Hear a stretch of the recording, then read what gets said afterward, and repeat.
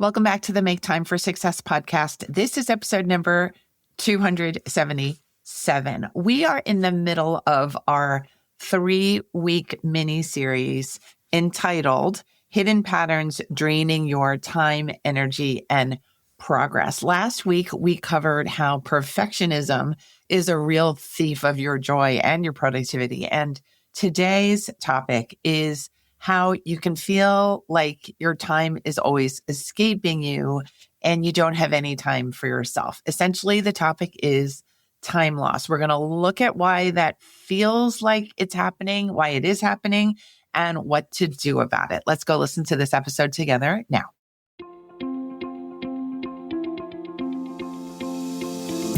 Hi, I'm Dr. Christine Lee, and I'm a psychologist and a procrastination coach. I've helped thousands of people move past procrastination and overwhelm so they could begin working to their potential. In this podcast, you're going to learn powerful strategies for getting your mind, body, and energy to work together so that you can focus on what's really important and accomplish the goals you want to achieve. When you start living within your full power, you're going to see how being productive can be easy and how you can create success on demand. Welcome to the Make Time for Success podcast. Today, I want to talk about something that I hear from people all of the time. And sometimes I say these things to myself too. I hear the comment, I just don't have time for myself. Or alternatively, I don't have any time. And I feel that when we say that, what we're actually describing is the feeling that the time that we have doesn't really feel like it's our own. We don't really have full ownership over how our time is running across the day, how we're using it, what we're paying attention to. And then guess what happens? The day just fills up with things that it will fill up with, like responsibilities, job, projects, obligations, strings of emails, texts, appointments, and somehow we reach the end of the day and we feel like our own needs were not met. They didn't have a time slot. And we feel then at the end of the day a little bit stressed. So we all know we all have the same number of minutes in each day as the next person. So we need to figure out when we're feeling busy, when we're feeling like time is slipping away from us, how can we restore our sense of ownership over our time? I would love to have this conversation with you because I feel this time conversation is a critical one, because when it comes down to it, our life is lived in time. Our time is our life. Really, there is no separation of the two when you really think about it. And when you think about time from that angle, it really bears looking at. It really bears our concern and consideration. And we really can take our time back. We really can take our lives back from busyness, from overwhelm, and from this feeling like we don't have enough. My first recommendation in this big question of how do we restore our time for ourselves is to allow yourself to recenter yourself in your own activities. I'll repeat that. Allow yourself to recenter yourself as the center of your own activities. I think the reason why time feels like it's dribbling away, it's drifting away, our attention is going here, there, and everywhere, but we're not really focusing on the things that matter to us in the end, is because we have forgotten that we are the center of our lives. We are the center of any action that is going to spring from us. When we decide that we're the center and not the external circumstances, not time, but us, then we restore a sense of powerfulness and energy to ourselves. We decide we're the decider. We're the craftsperson. We're the magician. We're the engineer. We're the boss. We're the master. We're the timekeeper. We're everything. So the first step is simply realizing that you are important. You are deserving of this kind of focus. You actually have this kind of power, but you need to assume it. If you don't assume the seat of power, something else is going to fill that seat. It's going to be the distraction. It's going to be TikTok. It's going to be your kid. It's going to be the clutter. Something is going to fill that spot. So my suggestion to you, first and foremost, is to occupy that center position where you're just not somebody who fulfills everybody else's needs and wants and wishes. You're someone who is really rock solidly attuned to what you need, what you're responsible for, what you want to see happen in your day. So number one, recenter yourself in your own activities and actions. The second suggestion that I have for you is to start taking a closer look at what is happening to your time. What is actually happening? And I am talking tracking. Tracking is one of my favorite words because it involves pen and paper for me. It might be a computer for you, but pen and paper just clarifies my brain and my thinking instantaneously because I feel like I'm really focused, because I'm really taking stock of what is happening. And there's so many different ways we can track our activities these days. But another benefit of tracking is not only our better focus and our better centeredness, but it keeps us away from the things that really cause our energy and time to dribble away. It causes us to avoid worrying. It causes us to calm down and be less stressed. And it causes us to feel like, oh, I'm actually not as behind as my emotional heart is making me believe. I'm not needing that treadmill of fear anymore. I have my tracker. I know my schedule. I know how much time I have left. When you know how you're using your time, you're automatically going to feel more centered. And when I work with clients, I see oftentimes that we're talking more in the language of fear than we are in the language of progress and getting things done and taking action. And I'm always encouraging people gently to consider that they are safe and they actually have time, and that they will feel much better when they see themselves moving away from the procrastination and worry and stress and moving towards actual action. So to practice this, let's open up your calendar. Where is it? Is it on your phone? Is it on your desk, on your desktop? Whatever it is, let's take a look at it. I want you to ask yourself a few questions. One, what are you actually committed to doing today? That does not mean what's on your calendar, but it's what are you committed to doing, which means what do you know you have to and will do today? The commitment is the key word there. Two, how are you approaching the tasks that you're committed to? What attitude, what action steps are you going to use? Who are you going to ask for help? Are you going to do it quickly or thoughtfully and more slowly? What's your approach? Third question, is there something on your schedule that you might be overcomplicating? Are you overthinking something?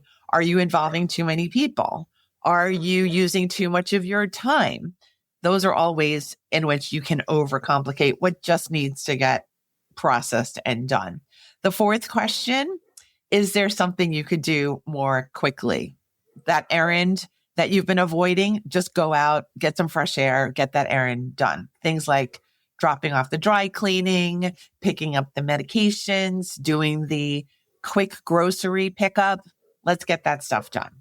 The final question is there something that's on your plate that you actually don't need to do at all? That's another one of my favorite questions, because sometimes we're just packing it in out of habit when really it's not important. That refreshing of our pantry really doesn't have to be done today. We can give ourselves some of our time back. We can take our time back. So to review those questions again, number one, what am I actually committed to today? Number two, How am I approaching these tasks I'm committed to? 3, is there something I'm over complicating? 4, is there something I could do more quickly? 5, is there something I don't need to do at all? Sometimes just taking a calm review of what's on your plate can immediately put you in a calmer state, a more empowered state. And again, it can connect you more closely to the time that you're actually living and spending. It will save you time to do a bit of tracking and planning. Just get used to it if it's not something that you tend to do, because all that free floating worrying and thinking about your to-do list in your head instead of on your paper, that's taking your time. It's a hidden drain on your productivity. The third recommendation that I have for you is to create more space in your life. We just reviewed 5 questions that can help you make a little more space in your calendar, but you can also do that in your environment. You know, I like to talk about physical decluttering a lot. Decluttering is a great way to immediately give yourself a sense of greater spaciousness, greater room to move, greater relaxation, room to breathe, room to work. And many women are so busy and they're so beset with worry and obligations that they feel like there's no time to do the decluttering. And I'm going to just interject here. You don't actually need time. You need to be in action and you need to touch 1 to 3 items as you walk by the pile of clutter. It's okay that you don't do the entire pile or the entire hotspot, but it is necessary that you take action. Again, it's not a matter of your time or your energy. It's a matter of your commitment. If you're committed to making a sense of greater space in your life, you need to touch the clutter. You need to be intentional and you need to get that done. So begin asking yourself, when you want to create more space in your life, 1, is my presence really required here? Because you can opt out of maybe the occasional neighborhood association meeting because you've been to every other one. Maybe you can skip one. 2, could someone else handle this? Could someone else do my decluttering today for me? That's fine. Just make sure that decluttering happens a little bit every day. 3, could an email replace this entire interaction that I'm planning, a meeting or a meetup or a dinner? Maybe you could just say, I really don't have the bandwidth now. I'm really trying to learn how to relax more. I'm going to opt out this time. Please carry on without me. And then you get all this time back just from a single email. The 4th thing that you can ask yourself is, does this actually need to happen at all? Again, we are deciding that clarity and spaciousness are things that restore our time. When we feel well, we do well. Again, when we feel well, we do well. So be really powerful when you make these requests to take back your time.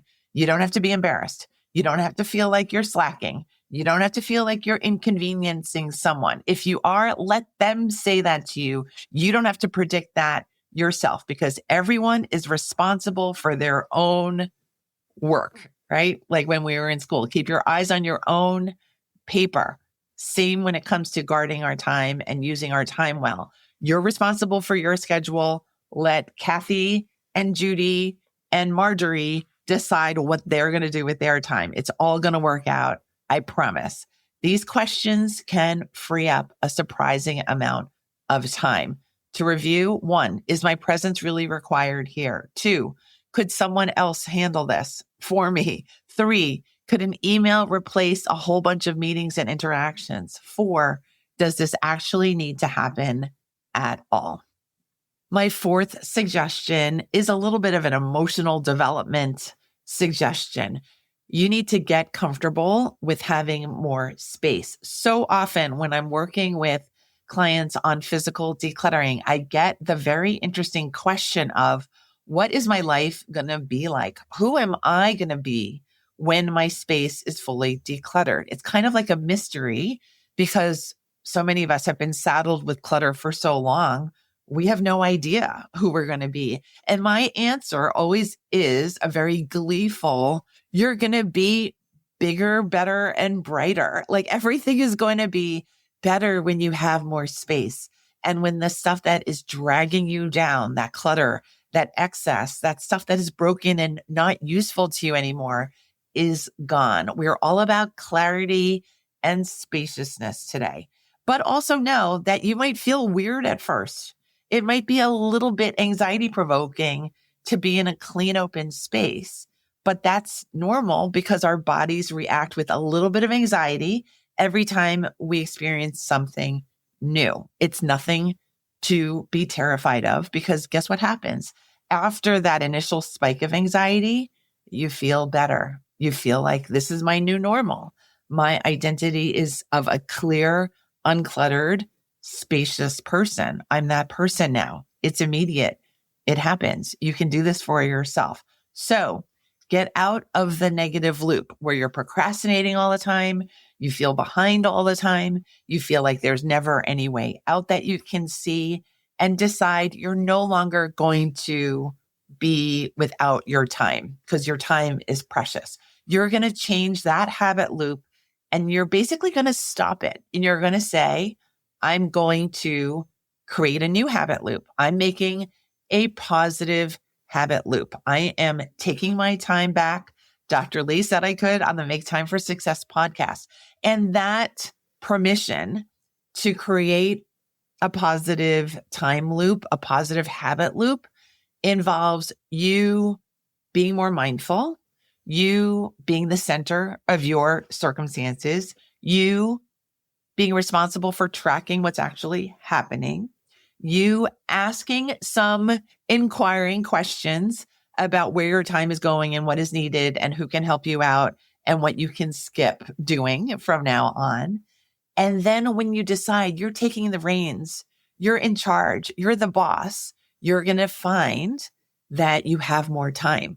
It happens quite magically, but it's also just self-regulation. That's really the answer. Maybe it's not so magical at all. It's just allowing ourselves to be on top of our lives and on top of our time so that we can operate in time instead of behind time. It feels better already. Just speaking about it feels comforting. And I promise you, when you engage in this way and make these minor shifts, these minor but important shifts in your life, your time will feel like it's expanding for you. That's what we call time relativity, that the same minute can feel really cramped and pressured and stressful, and the same minute can feel beautiful and like an hour and like it's giving you all that you need. I hope you have that expansiveness of time as soon as possible. If you'd like my free downloadable worksheet that goes with this episode, I invite you to get it at maketimeforsuccesspodcast.com/restore. Again, it's maketimeforsuccesspodcast.com/restore. It's time to get your time and life back. You are the boss, so you get to do this. And I hope you enjoy every single step in this process. We are now done with week 2 of this mini series. And next week, we're going to wrap it up with the final episode where we're going to go deeper with what is actually underlying things like perfectionism that we discussed last week and time loss like we discussed today. And what is underlying all of these things in our lives and in our productivity, it's our energy. And we're going to talk all about that next week. I'll see you then. Thank you for listening to this episode of the Make Time for Success podcast. If you enjoyed what you've heard, you can subscribe to make sure you get notified of upcoming episodes. You can also visit our website, maketimeforsuccesspodcast.com, for past episodes, show notes, and all the resources we mention on the show. Feel free to connect with me over on Instagram too. You can find me there under the name Procrastination Coach. send me a DM and let me know what your thoughts are about the episodes you've been listening to. And let me know any topics that you might like me to talk about on the show. I'd love to hear all about how you're making time for success. Talk to you soon.